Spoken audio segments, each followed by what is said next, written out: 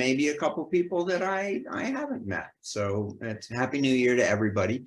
I just wanted to talk today about how to maximize your fun at bridge.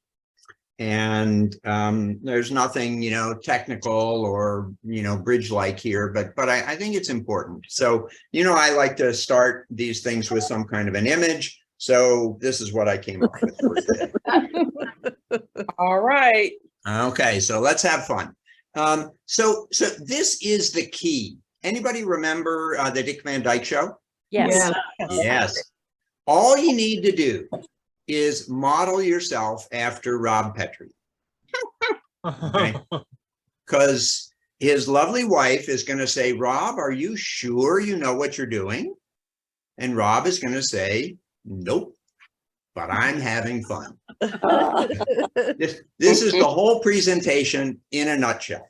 But let's crack the nutshell and get inside it a bit. So first, I want to ask, what's the worst thing that ever happened to you when you were playing bridge? I'm going to give you three options. Did anybody get a bloody nose, like the opponents punched you or your partner punched you? No. No. What about like a broken arm? No. What about feeling nervous because you weren't sure what to bid or what to play, or you're afraid of making a mistake? Yes. Yeah. Okay, well, let me tell you a secret. If you do make a mistake, nobody will know. Oh, yeah. Yeah, I don't know. That's right. I'm not sure about that. Nobody at the table will know. And it's important that we remember the words of Bob Hammond, who is probably the greatest bridge player ever. His statement about the game is the following: the best play lousy and the rest play worse. So if that's his attitude, we just don't have to worry about it. So how do you have more fun? In my view, play a lot. The more you play, the more comfortable you become. Yeah. And the more comfortable you become, the more fun you have. And the more fun you have, the more you play. And it's this lovely vicious cycle. And another really important thing that is hard, it's surprisingly hard, is to play with pace.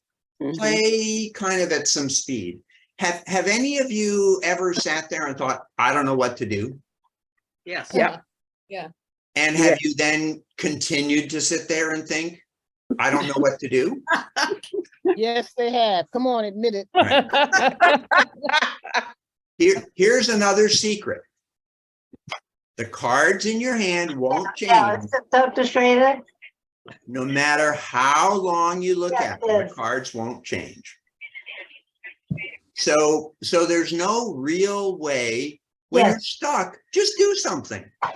Nothing bad's going to happen. And here's the final secret.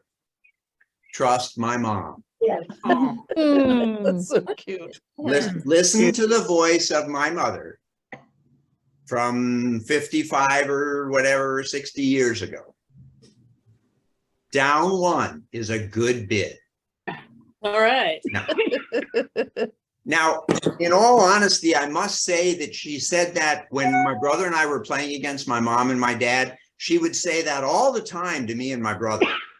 I don't recall that she said it to my dad. But I do think she believed it. And there's all sorts of things I can hear echoing in my head. And what I want you to do is have these echo in your head. Lead partner's suit.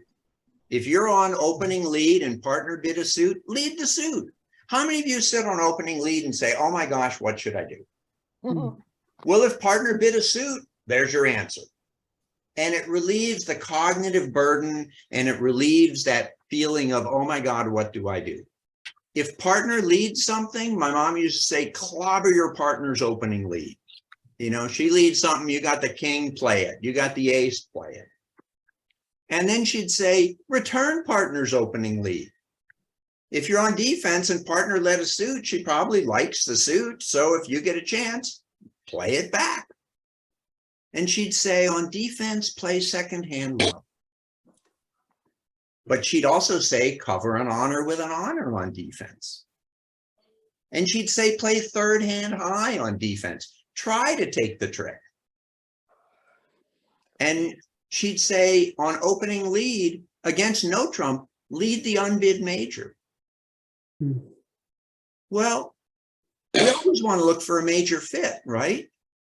Yes. If the bad guys didn't bid a major and they ended up in no trump, that's probably not their strong place. So lead it.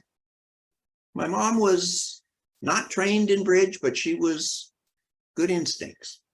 If you're a declarer, make a plan before you play your first card from dummy. When my wife and I were returning to the game, we were in a low, super low level game, and we're sitting there, and I was declarer. I think she was declarer, and somebody on the other side says, "I can tell you guys are good because you always think before you play from dummy." So if nothing else, you can fake them out, right? And if you open one no trump, partner becomes captain of the team. Those of you who've been with me on other talks, you've heard me say that. So the interesting thing about this, there's about 10 things there. One of them is about bidding. Well, 2 maybe. And all the rest are about card play. Card play is fabulous. So we'll get to that. But just trust my mom.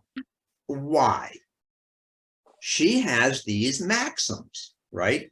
And the purpose of a maxim is to relieve cognitive burden, right?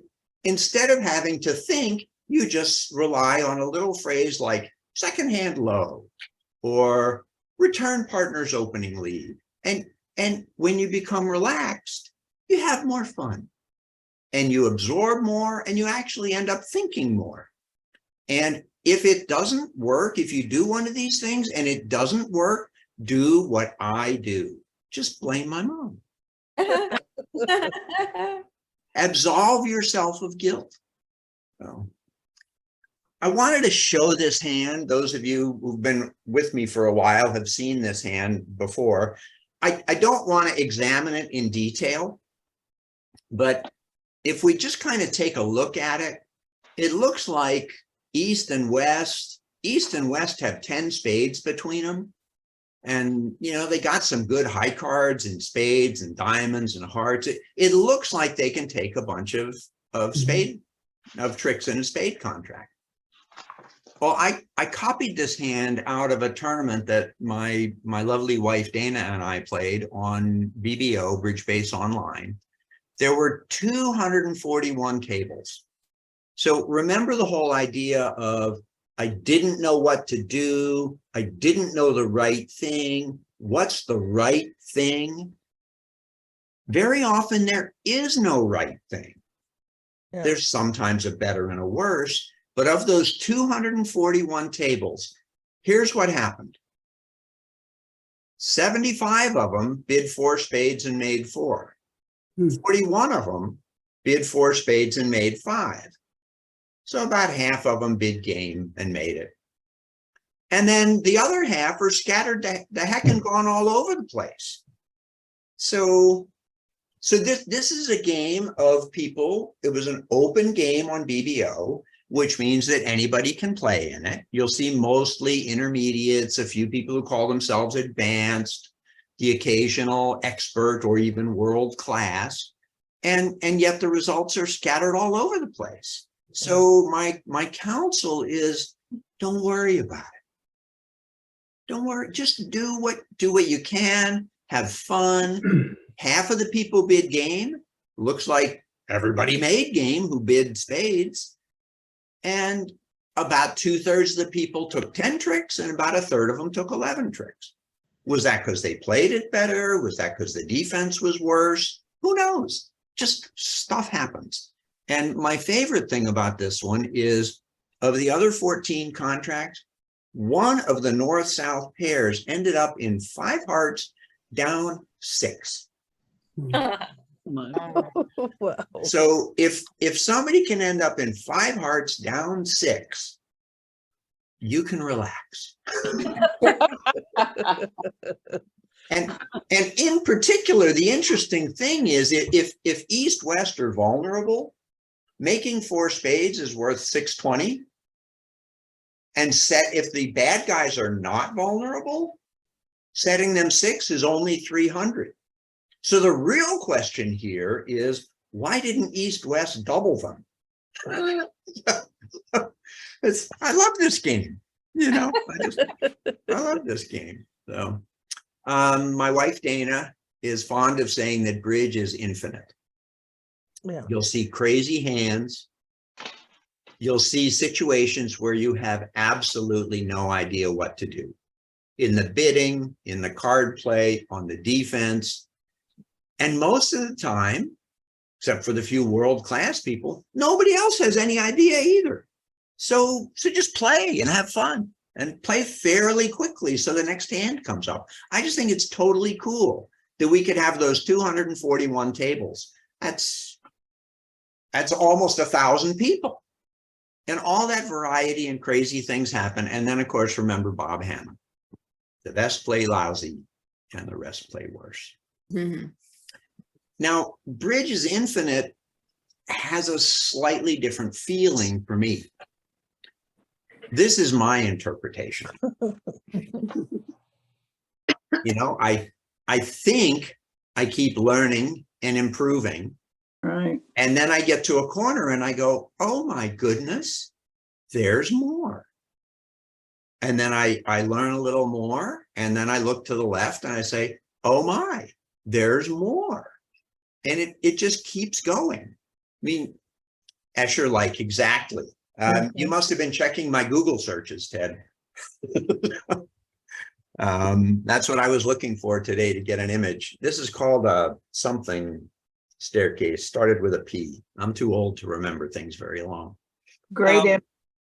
There's one called Ascending and Descending Monks, I think, that use the stairway like this. But to me, this is really it. It's like, when I was playing with my parents in the 60s, I thought, okay, I open one, no trump, partner signs off in 2 spades, and then I taught my wife how to play in the early 80s, and we went and played and got our butts kicked at, local bridge clubs because we didn't know anybody else who played. If you've ever been nervous playing bridge, I want you to think through this. I'm going to describe this. My wife has never played bridge in her life. She's played some trick-taking games like hearts and so on. Never played bridge, wants me to teach her. We don't know anybody who plays. So every weekend morning, we sit down on the floor and I deal out 4 hands. And she bids like north and east, and I bid south and west. And when we reach a contract, we move the hands around. So she plays declarer and the dummy comes down and I play the defense, both sides. And then we do another hand. And we do this for an hour or 2, and we do that lots of mornings for a few months. And then she says, I figured out how we can go play bridge. I looked in the yellow pages. Anybody remember what yellow pages are? Yes. I looked in the yellow pages and I found a bridge club in Woburn, Massachusetts. Luckily, we lived in Massachusetts. And she said they have bridge games. And there's duplicate bridge, which is competitive, right? Everybody plays exactly the same hands. And you get evaluated, you get scored based on how you did versus everybody else. So that's competitive bridge, very frightening. My parents and my brother and I would play what's called rubber bridge. It was just, you kind of score and it's just, just you guys. And so she said, best of all, they have a rubber bridge game on Sundays. So on the first sunny Sunday of the spring, we go to sit indoors at a bridge club. And we get there and they tell us, you guys probably don't want to play in the rubber bridge game because it's for money. They say, but we do have a duplicate game you could play in. It happens to be an open game. Anybody can play. It's not limited to lower level players. And it happens to be a club championship. So there's bigger awards and everybody's going to. And so we decide to play. This is the first time my wife has ever played bridge with other human beings. And in the very first hand, she becomes declarer in 4 clubs. And I still have the vision of her sitting across the table from me, and the cards are in her hand, and they are literally flapping back and forth in this like 2-inch arc. So that's more nervous than I think anybody in this call has ever been.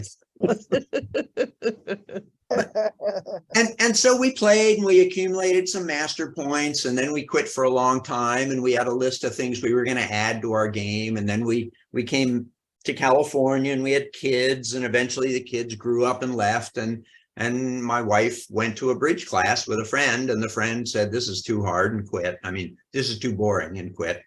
And my wife continued, and then she dragged me back to the table, kicking and screaming. And we slowly added things to our game over months and years. And that was kind of this walking around the circle.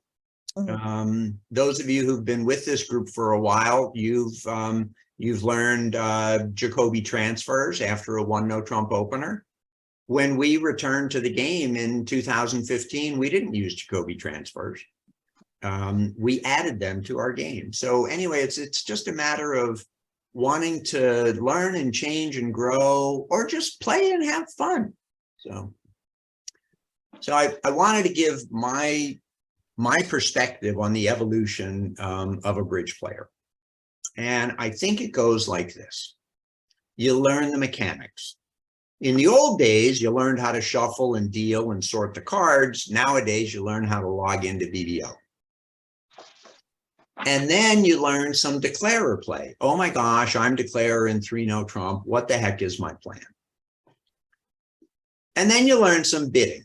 Actually, until the last several years, people tried to teach bidding before declarer play, and that's ridiculous, but I digress. And then you learn some defense, like and how to do opening leads. And once you've kind of got this stuff down, you go play. And you play casually. You play with friends, you play with relatives. Nowadays, you can go on BBO and you can play with friends from across the country or across the world, or strangers from across the world. Or you can play against robots. And then some people, not everybody, decide they want to kind of continue learning. And they buy a couple of bridge books, or they look at a couple of bridge websites. They sign up for some newsletters. They go to BBO, and there's various teaching and learning tools there. They sign up for classes who are taught by people who actually know how to teach bridge, unlike me.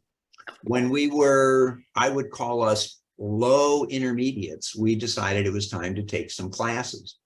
And we took 7 different series of classes from this one guy who was amazing.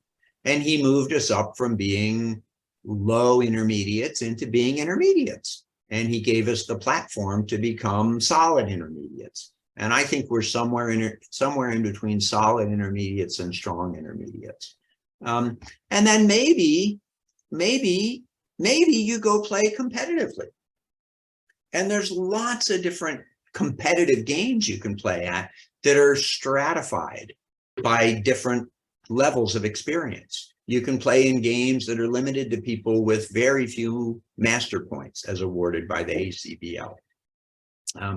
Or, you know, what my wife and I did was we hid in those low-level games for a long time, and then we'd occasionally venture over to the open and get our hides tanned and then go back and lick our wounds for a few weeks. But it was in-person bridge was really fun. You know, I sit there with this 21-year-old kid the other way, and I go down as declarer on something, and I had a feeling I could have done better. And he's just sitting there silent. And I said, "Is that how you would have played the diamond suit?" And he says, "No, I would have done blah, blah." And I go, "Oh, yeah, next time I'll do that." And now you can take classes online. So Yeah. I wanted to make a couple comments about bidding. And again, there's not really any bridge content today. But bidding's really interesting. I'm very fond of saying bidding is a conversation. But I don't know if we've ever really thought about the fact that it's a conversation that happens in a 15-word language. That's the entire dictionary well, list of words in the language.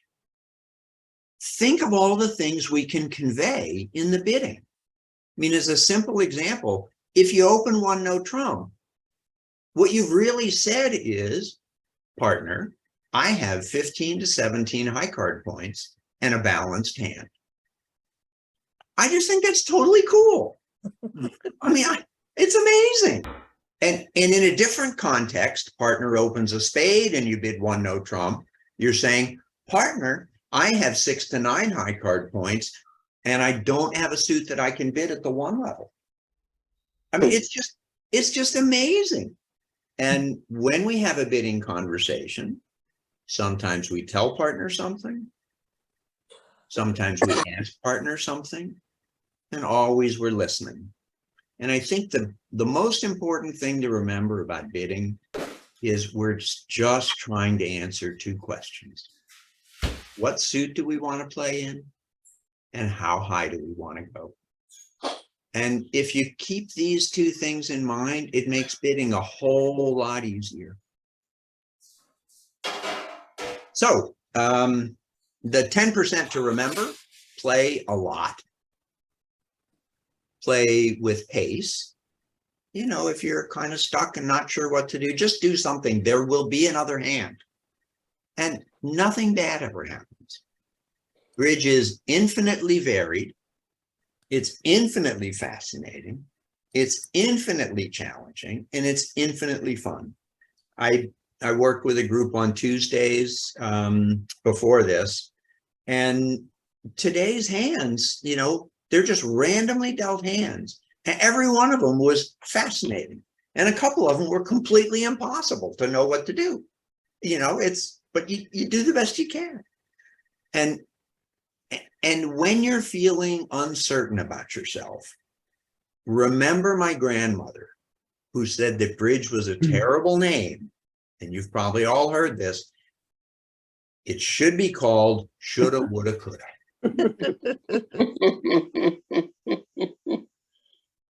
Remember our limerick? There's Bob Hammond's quote, right? The best play lousy and the rest play worse. I really, really, really want everybody to play more. So this is our limerick. If you want to improve your bridge game and stop feeling, gee, I'm so lame. By the way, my daughter told me I can't say that. And I'm like, I'm talking about a horse. Yeah, but I digress.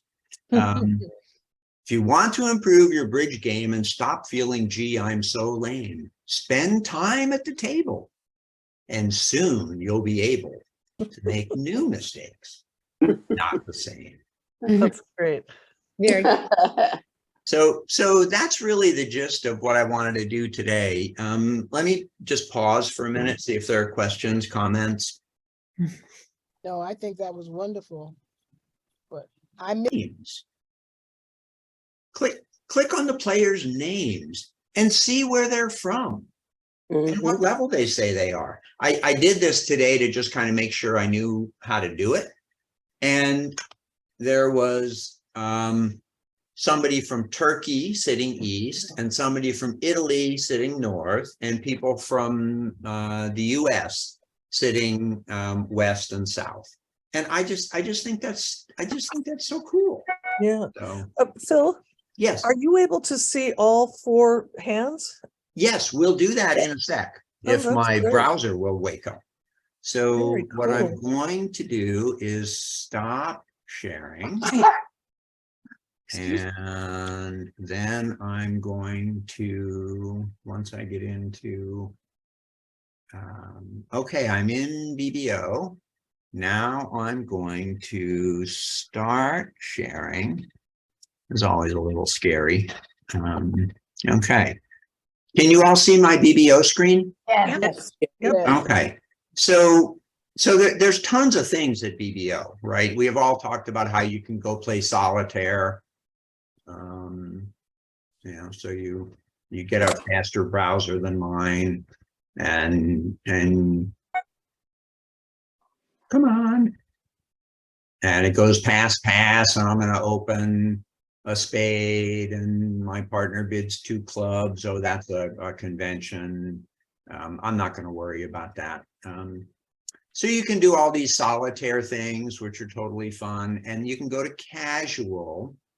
And what Dana and I do, what my wife and I do, when we want to play a little bit of casual bridge, we click on I have a partner, take us to a table.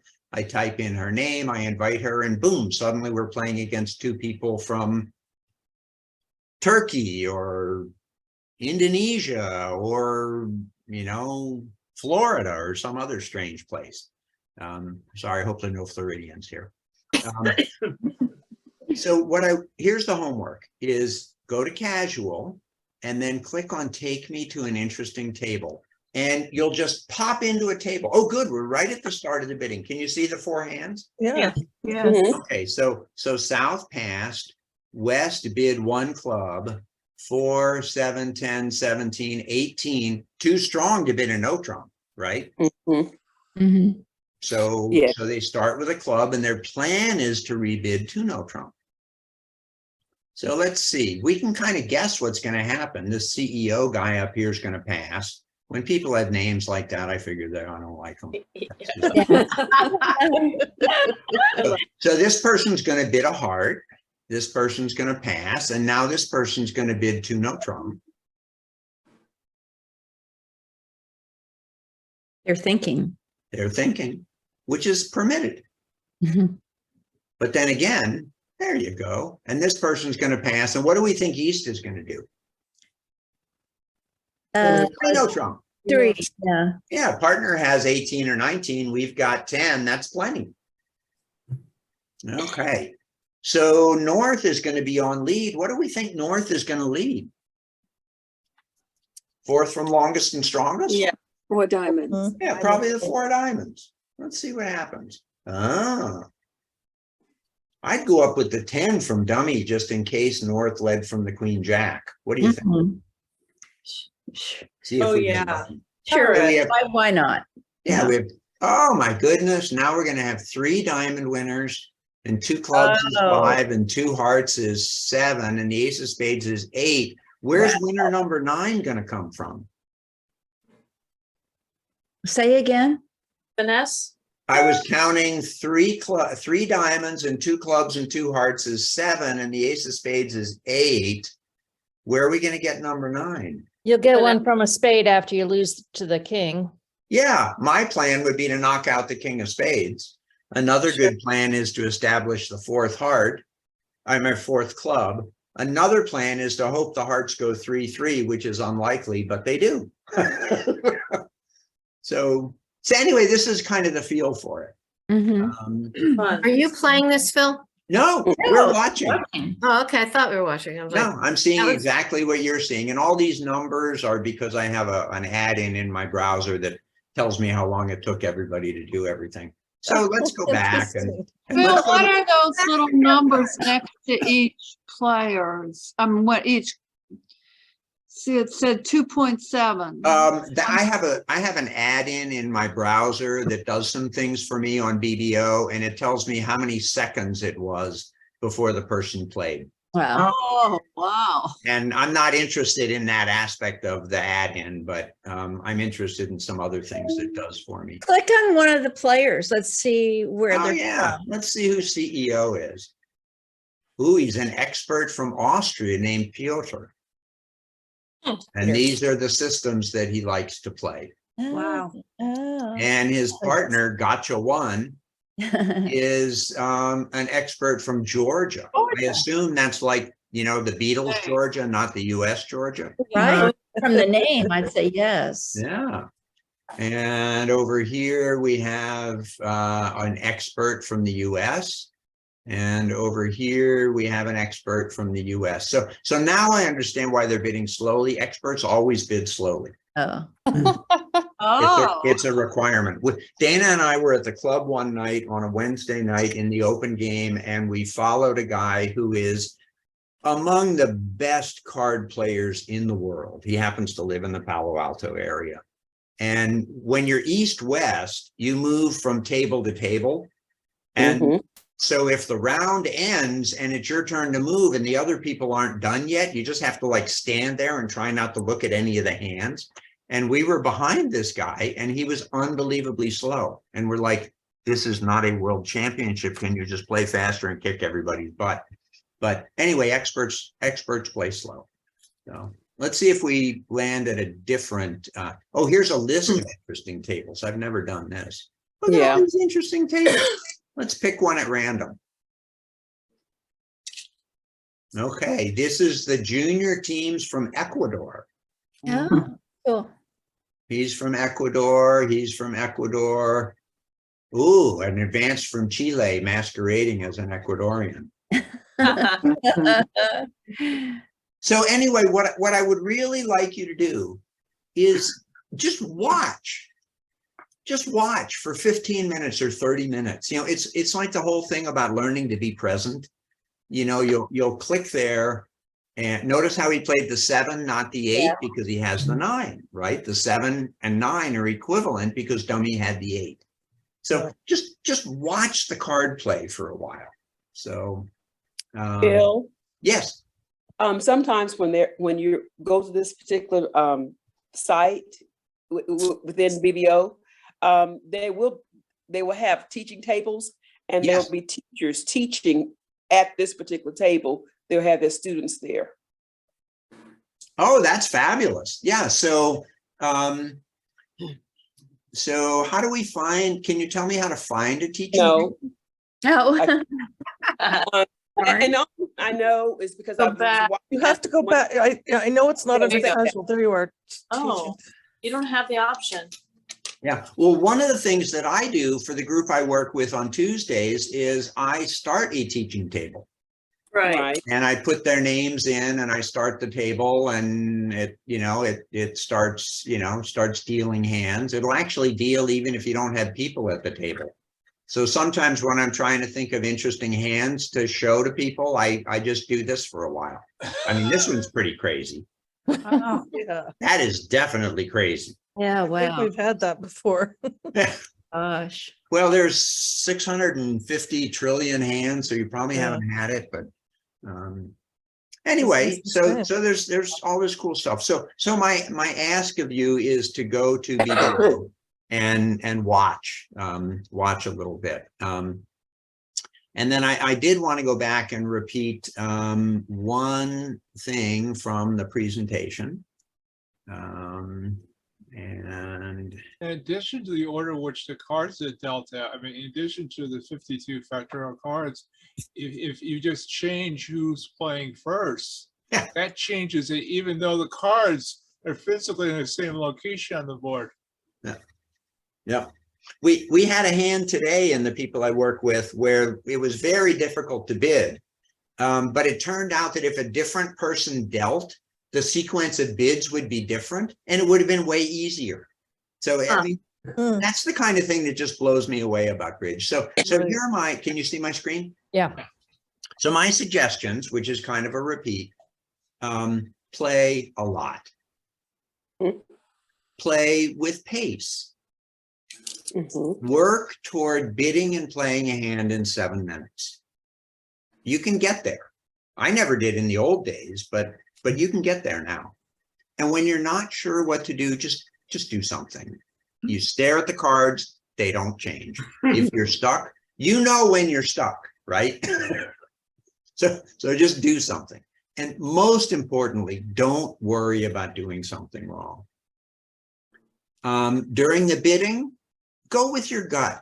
There's a lot of things we talk about, but just generally go with your gut and relish the variety of the game and celebrate every time you realize I didn't used to know that. I'm glad I tried that. Next time, maybe I can do something different, or what a crazy hand. Nobody will know what to do. And I would remind you that the only time I really learn something about bridge is when I'm at the table and I do something and it causes the Homer Simpson, right? It's just dope.